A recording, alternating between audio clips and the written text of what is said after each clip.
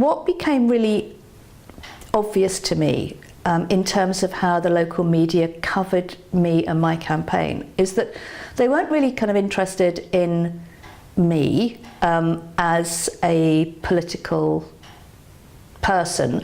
They were interested in the fact that I had short hair, that I wore, I had kind of different sized earrings, as I still do, that I wore DMs, that I was this. They were interested in me as a person, as a woman, and interested in my family, in kind of circumstances. They weren't interested in what I had to say about the local hospital or about local services.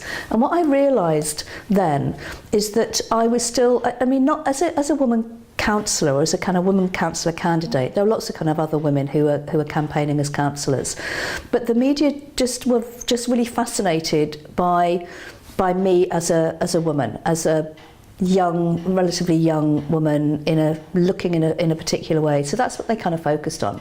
And I started thinking, I wonder if my experience is mirrored by other women's experiences, because up until that point my research area was completely different. My PhD was in a completely different topic, but because it got really personal, I just thought, I want to try and explore this. And I actually changed my research focus from what it was, which was very much around issues around kind of race and racism and popular culture, to this idea of gender and media, and this way, a kind of focus on looking at how the media represents and kind of commodifies women, and what kind of impact that might have on, in a political sense, on the public's view of women as political authorities. And that's what I became.